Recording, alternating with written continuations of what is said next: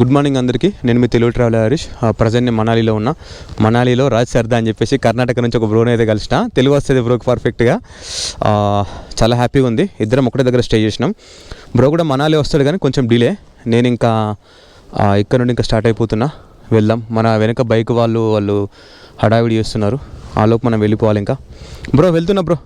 Thank you so much. Thanks for your help. కలుద్దాం.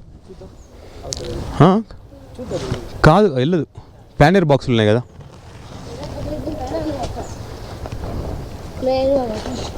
మనాలిలో parking కష్టాలు ఉంటాయి.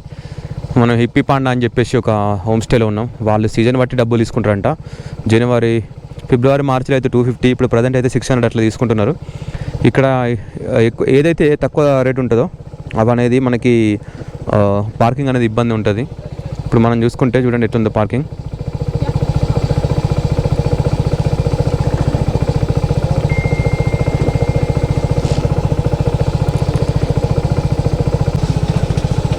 Okay bro, bye.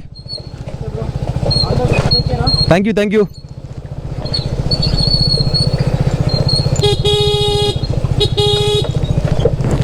చూడండి కొండలు దించడమే. ఇంకా నిన్న ఈ కొండలు ఎక్కించినాం, ఈ కొండలు దించుతున్నాం. ప్రజెంట్ అయితే మనం ఇంకా వెళ్ళిపోదాం ఇక్కడ నుండి. ఏటీఎం కావాలి, ఎందుకంటే లడాక్ సైడ్ మనీ ప్రాబ్లం చాలా ఉంటుంది. ఏటీఎం అయితే బాగుంటుంది అనేది నా opinion.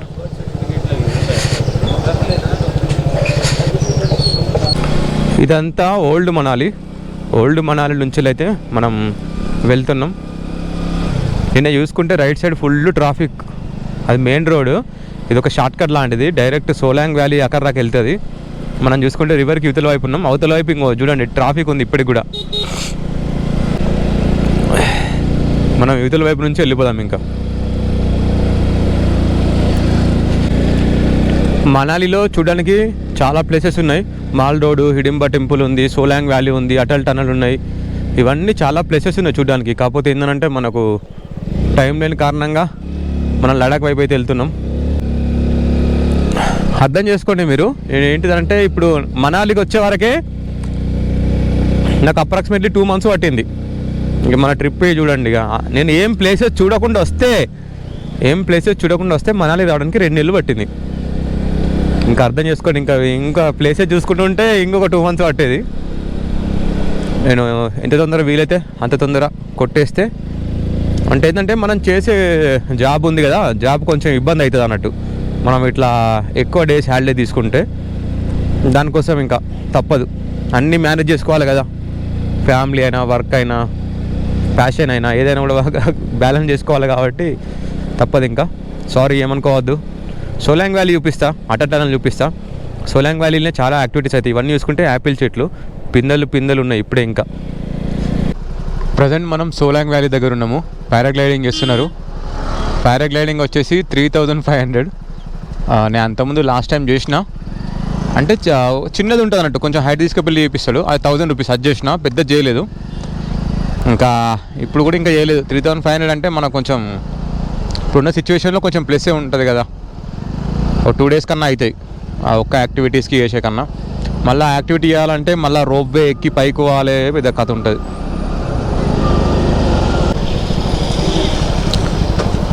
Ropeway and sky centre ఉంది కదా, అక్కడ నుంచి వెళ్ళి తీసుకొచ్చి చేస్తారు. చూడండి ఎవరు ల్యాండ్ అవుతున్నారు. నేను అక్కడ నుంచి చేసిన 1000 రూపీస్. అక్కడక్కడ నడుచుకుంటూ పోవాలి.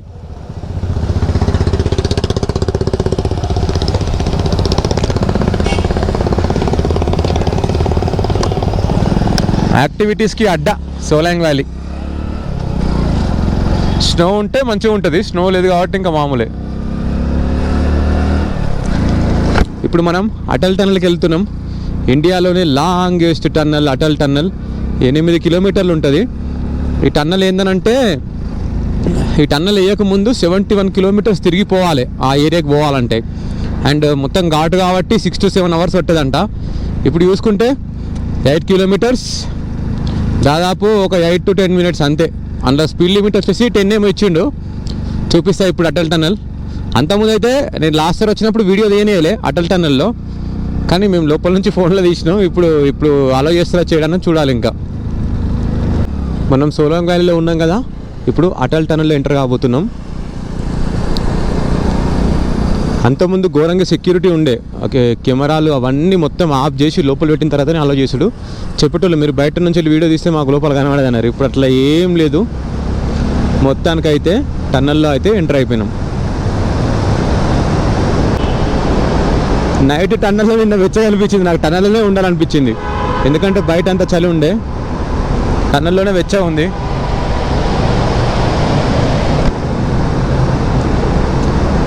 ఎవరి రూట్ వాళ్ళకే. చూడండి ఎంత పెద్ద టన్నల్, 70 కిలోమీటర్లు సేవ్ చేసిందని అంటే తోపు కదా. మళ్ళీ 7-8 అవర్స్ పోవాల్సింది ఒక 10 మినిట్స్ 15 మినిట్స్లోనే వెళ్తున్నాం.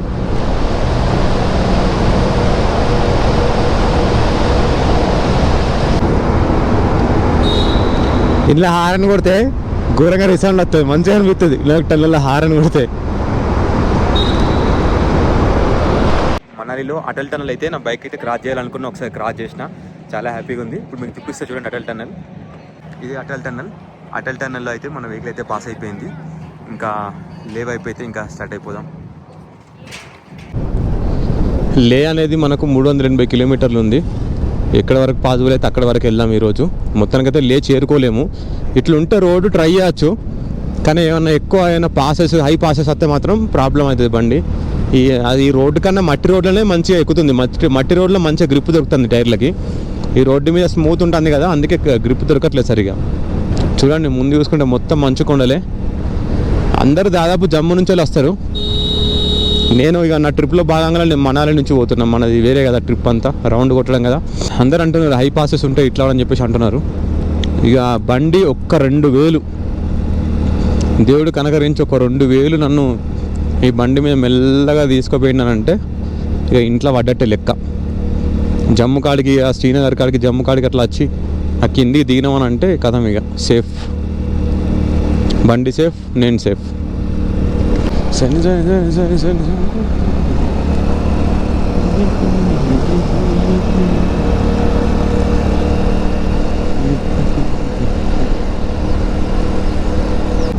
వాతావరణం అంతా మారిపోయింది, మొత్తం వెదర్ అయితే చల్లగా అయిపోయింది. మళ్ళీ సాయంత్రం వరకు వాన పడుతుంది కావచ్చు. ఈసారి వాన పడితే ఆగుడే, వానలో జర్నీ చేయడం అట్లా ఇట్లా అనేది ఏం టాస్క్ లేదు.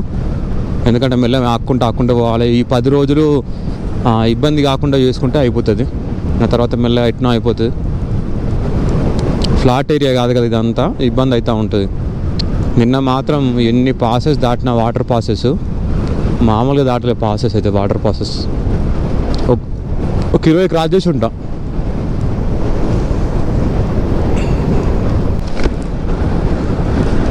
మంచి మంచి కొండలు ఉన్నాయి, పెద్ద పెద్ద కొండలు. మనం ఒక కొండ నుంచి అయితే కిందికి దిగినాం. ఇప్పుడు ఐస్ లాంటిది, చల్లదనం లాంటిది ఏం లేదు.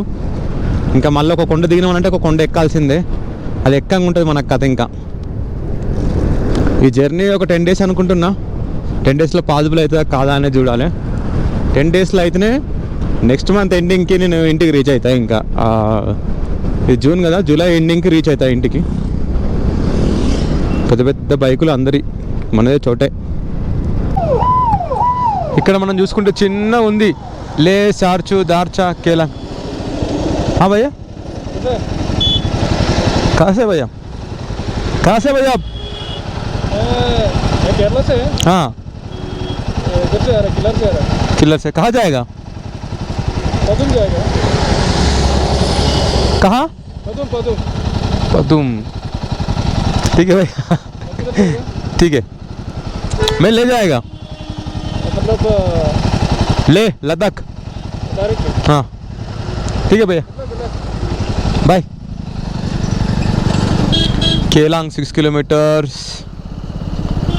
दार्चा 97, दीपक ताल, बारलचाला, जिस्पा, ఇస్తంగిరి ఇవన్నీ ఉన్నాయి. కానీ అసలు లే లదాఖ్ అనేది మెన్షన్ చేయాలి, చిన్న మెన్షన్ చేసిర్రు. నేను అక్కడ పోలీస్ వాళ్ళు ఉంటే వాళ్ళని అడిగి వస్తున్నా లే రూట్ అని చెప్పేసి. ప్రజెంట్ మనాలి నుంచి అయితే మనం కొంత దూరం వచ్చినాం. ఇక్కడ కేలాంగ్ అని చెప్పేసి ఉంది. అక్కడ నుంచి చూసుకుంటే 300 కిలోమీటర్లు, 300 చేంజ్ కిలోమీటర్లు పోయినా కూడా పెట్రోల్ బంక్ అనేది ఉండదంట. ఇది లాస్ట్ ఫ్యూయల్ స్టాప్ అని చెప్పేసి అంటున్నారు. అది నిజమో కాదో చూసుకుందాం ఒకసారి. ఈ రూట్లో వచ్చేవారైతే జాగ్రత్తగా రండి. గిన్ని కిలోమీటర్లకు 300 కిలోమీటర్లకు పెట్రోల్ బంక్ లేకపోతే ఇబ్బంది కదా.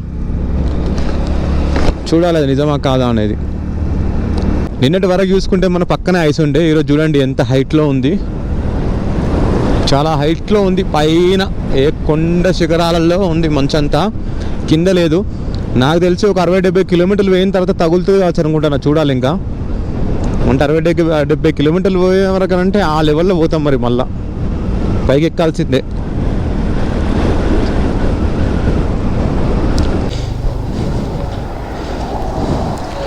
ఇక్కడ ఫుడ్ తిన్నా. వీళ్ళు కుక్ చేసేది నేను తినేది ఒకటే, పరోటా లేదా బ్రెడ్ ఆమ్లెట్. ఈ మిగతా చూసుకుంటే మ్యాగీ.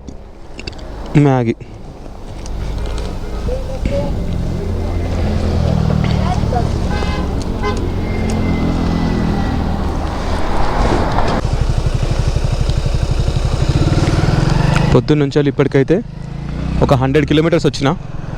ఇంకా మనం పోవాల్సింది 343 ఉంది. ఇప్పుడు ఒక 100 అట్లా కొడదాం అనుకుంటున్నా. చూడాలి ఇంకా ఏమవుతుంది అనేది. అసలు రూట్ మనకు మొత్తం ఐడియా లేదు, గుడ్డిగా పోవడమే. ఏది ఫస్ట్ వస్తే అది విజిట్ చేసుకుంటూ పోవడమే.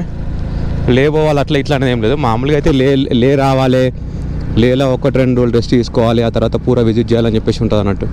ఎందుకంటే మొత్తం అన్ని హై ఆల్టిట్యూడ్ కదా, మౌంటైన్ సిక్నెస్ వస్తుంది అట్లా ఇట్లా అని చెప్పేసి. ఫుడ్ తక్కువ తినాలి, ఎక్కడ పడితే అక్కడ చెత్త వారేయద్దు, కొన్ని ఇన్స్ట్రక్షన్స్ ఉంటాయి ఐఎల్పి అప్లై చేసేటప్పుడు. అవన్నీ కొన్ని ఫాలో కావాల్సి ఉంటుంది. ఐఎల్పి ఎక్కడ వెరిఫై చేస్తారో చూపించాలి. నా దగ్గర ఏం డాక్యుమెంట్స్ ఏం లేవు ఐఎల్పికి సంబంధించి. ఫోన్లోనే ఇంకా అన్నీ చూపించేస్తే అయిపోతుంది ఫోన్లోనే. చలో చలో చలో.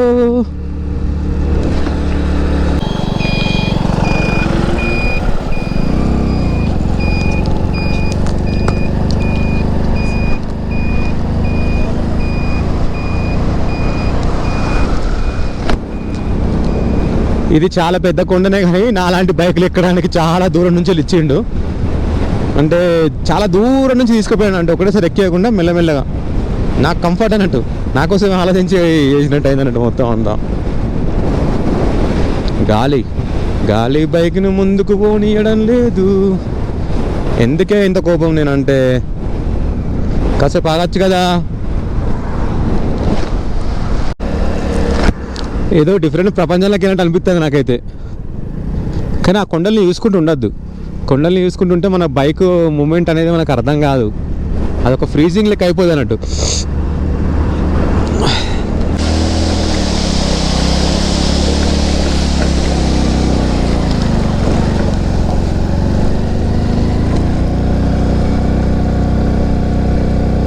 ఇట్లాంటి పాసెస్ అయితే నిన్న కొద్ది దాటేయలేరు, ఒక 20-30 దాటించిన నిన్న. అది చిన్న అసలు ఇట్లా లేవు, మొత్తం అన్ని గుంతలే. ఇంజన్ మొత్తం నీళ్ళలో మునిగి పొగలుడే.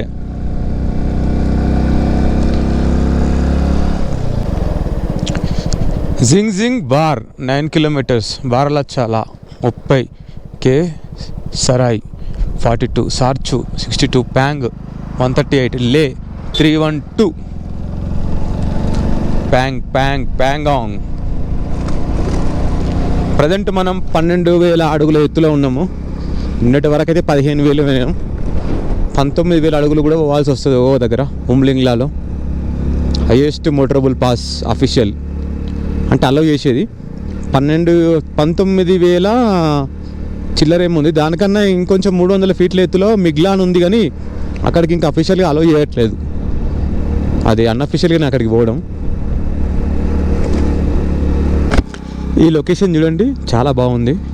ఒక నదిలో నుంచి రోడ్డు పోయినట్టుంది, కాకపోతే నది కొంచెం అటు ఉంది. చూడండి చుట్టూ పెద్ద పెద్ద కొండలు, రోడ్డు మాత్రం అదిరిపోయింది. మెల్లగా నేను గంటకి ఒక 30 కిలోమీటర్స్ చేంజ్ అట్లా వస్తున్నా. ఎందుకంటే హై ఆల్టిట్యూడ్ కాబట్టి కొంచెం గడ్డ రావడంతోనే, ఎత్తు రావడంతోనే అసలు బైక్ అనేది ఎక్కడం లేదు.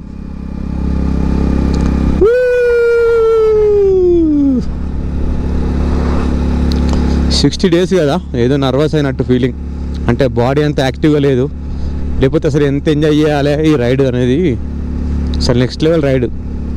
ఎప్పుడో ఎప్పటి నుంచో నా కోరిక ఇది, లే అనేది పోవాలి, లడాక్ పోవాలని చెప్పేసి.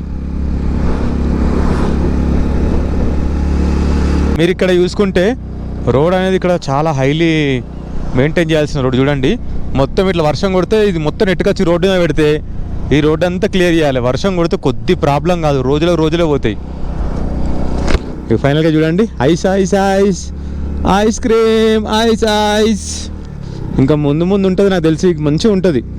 ఇంక ఈ బారలచ్చుల పాస్ సంథింగ్ ఏదో అంటారు కదా, పాస్లో బారలచ్చుల పాస్ అంటారు.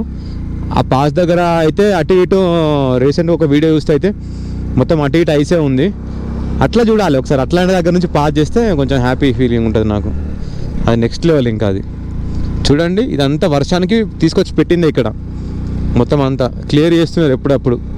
ఇక వచ్చిన కొద్దీ మళ్ళీ తీసి కింద వేయడమే. ఆ కింద వేస్తే ఆ వరదకి అంతా మళ్ళీ కొట్టుకుపోతుంది.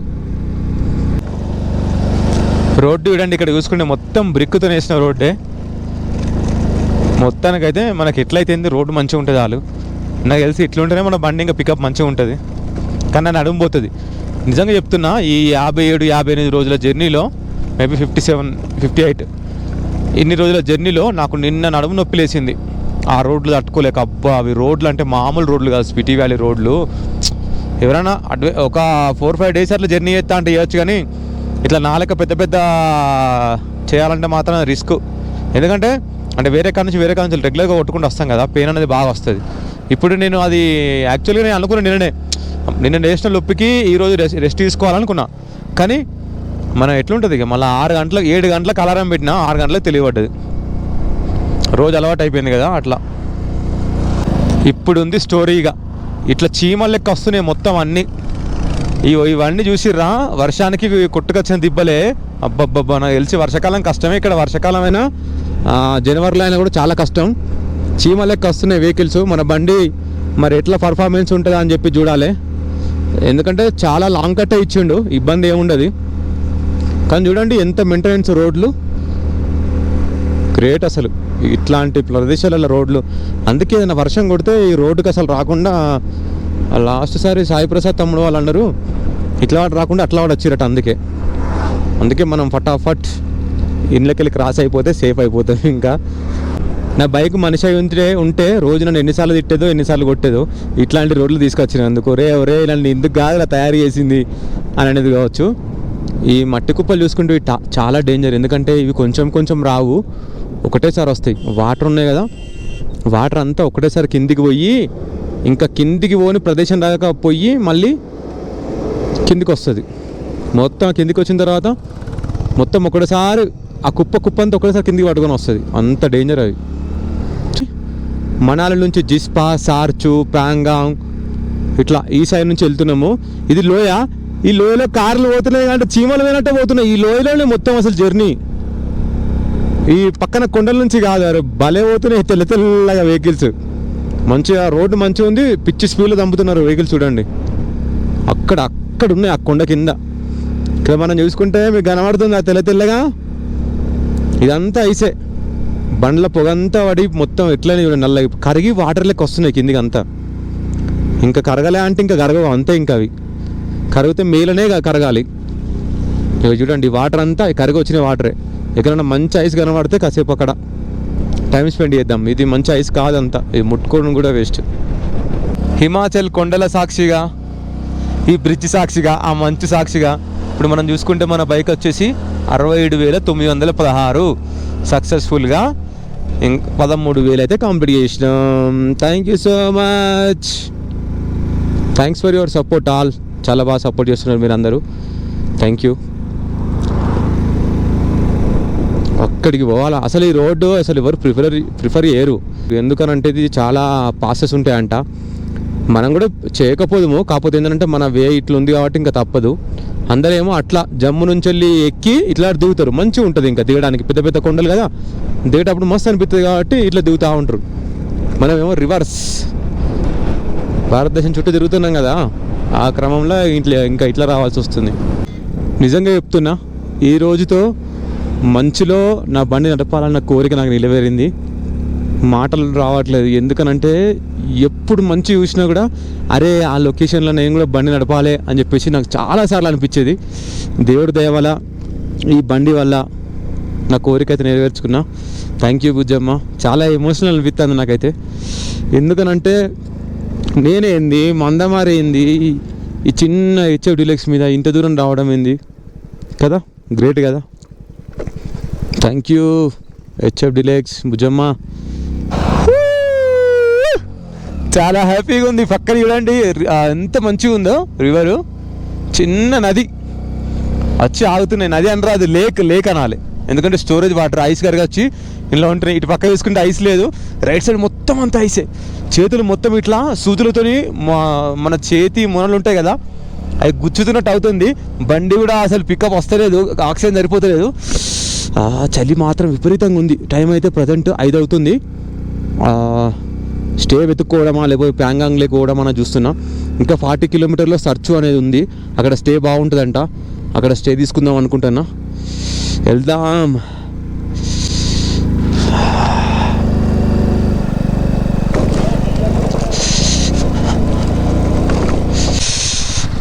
ఐస్ అయితే ఇక్కడ నుంచి ఫుల్ ఐస్ ఉంది. మన బండి అయితే ఇక్కడ పెట్టినా చూడండి, ఐస్లోకి అయితే వెళ్తున్నాం.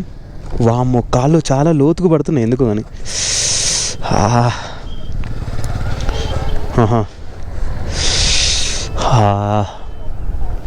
మొత్తం చుట్టూ అంతా ఐసే, కాళ్ళు స్లిప్ అవుతున్నాయి.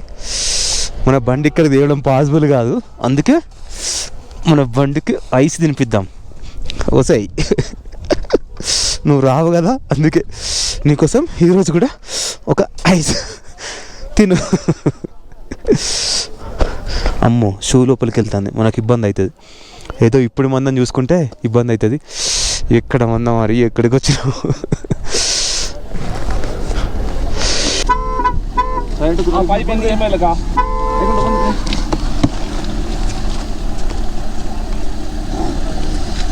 భయ్యా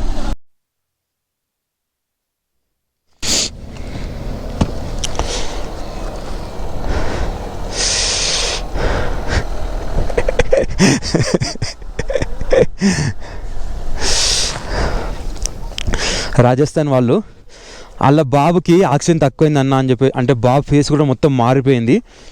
అంటే మనకు కూడా పిల్లలు ఉన్నారు కదా, వాళ్ళకి తెలియక వచ్చిందని చెప్పేసి ఆక్సిజన్ ఇచ్చిన. అయితే మొత్తం ఫ్యామిలీ అంతా వాడారు ఆక్సిజన్. వాళ్ళ వైఫ్, వాళ్ళ హస్బెండ్, వాళ్ళ బాబుకు. కరెక్టేనా? కిందికి పోతే అయిపోతుంది కదా. ఇప్పుడు నాకు మళ్ళీ ఎక్కడ దొరకకపోతే నాకు ఇబ్బంది, ఆక్సిజన్ దొరకకపోతే. యాక్చువల్గా నేను 450 ఇట్టుకున్నా, ఇక్కడ 1000 రూపీస్ చెప్తున్నారు ఆక్సిజన్. అది డబ్బు అనేది విషయం కాదు, అసలు దొరకకపోతే ఏంటి పరిస్థితి అనేది నాకు కొంచెం బాగా అనిపించింది. ఇక బాబు పేరు ఇప్పి అందరు వాడారు అని చెప్పేసి, ఇప్పుడు వాళ్ళు వాడిందే ఇప్పుడు నేను మళ్ళీ వాడాలి. నేను తప్పదు, ఎందుకంటే ఆక్సిజన్ అనేది దొరకదు.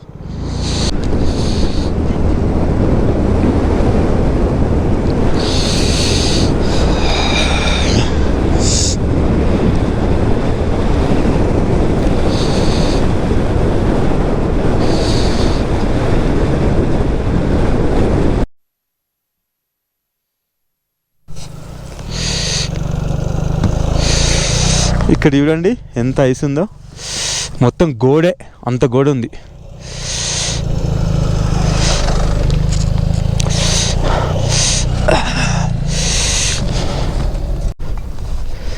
జీవితంలో ఐస్ చూద్దామా అనుకున్నా. ఇప్పుడు చూడండి, దాకన్నా పెద్ద కొండ, ఐస్ కొండ కోసే కింద పడేవే సఫా అవుతా.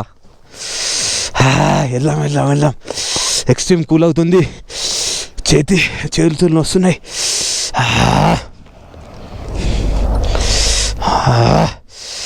టీవీలో చూసినప్పుడల్లా అనిపించేది మనం కూడా ఇట్లాంటి లొకేషన్లో పోతే బాగుండు అని చెప్పేసి. రాజన్మధన్యం. టీవీలో యూట్యూబ్లో చూసినప్పుడల్లా అనిపించేది జీవితంలో ఒక్కసారైనా ఇట్లాంటి లొకేషన్లో ట్రావెల్ చేయాలని చెప్పేసి. భయ్యా 13,000 किलोमीटर हो गया अभी तक, 13,000 किलोमीटर. हाँ, पूरा 12 ज्योतिर्लिंग, 4 धाम, शक्तिपीठ पूरा. లైఫ్లో ఒక్కసారైనా స్నో ఎక్స్పీరియన్స్ చేయాలనుకున్నా. దేవుడి దేవాల స్నో ఎక్స్పీరియన్స్ కూడా చేస్తున్నా. స్నోఫాల్ అవుతుంది ఇక్కడ చూసుకుంటే, ఇక్కడ చూడండి స్నోఫాల్ అవుతుంది. అండ్ ఈరోజు ఐస్ మధ్యలో నుంచి బండి నడిపిన, ఎక్స్ట్రీమ్ కూల్, అందుకే ఇంకా రైడ్ ఆపేసిన. 250 రూపీస్కి స్టే తీసుకున్నా, చాలా తక్కువ రేట్లో. వెళ్ళి ఇంకా లోపలికి వెళ్ళిపోయాం. చాలా చల్లగా ఉంది చూడండి. స్నోఫాల్ అవుతుంది, ఫుల్ స్నోఫాల్ అవుతుంది చూడండి. వర్షం లెక్క ఉంది కానీ వర్షం కాదు, స్నోఫాల్. కిందికి వచ్చిన తర్వాత ఇది వర్షం లెక్క అయిపోతుంది చూడండి, వైట్ కలర్గా పడుతుంది కదా, ఇదంతా snow snow snow. Love you love you love you. స్వర్గం లాంటి లొకేషన్లో స్టే తీసుకున్నా. 250 రూపీస్ ఏంది మామ స్టే, ఇంత తక్కువ. లోపలికి వెళ్ళిపోదాం. ఇంకా చాలా హ్యాపీగా ఉంది. ఫైనల్గా లడాక్ సిరీస్లో ఇలా క్లోజ్ చేస్తున్నా ఇంకా ఈరోజు. Thank you so much, thanks for watching my channel. చాలా చల్లగా ఉంది, చేతులు రెడ్ అయిపోయినాయి. ఇంకా ఉంటా. Thank you so much. జై హింద్, జై భారత్.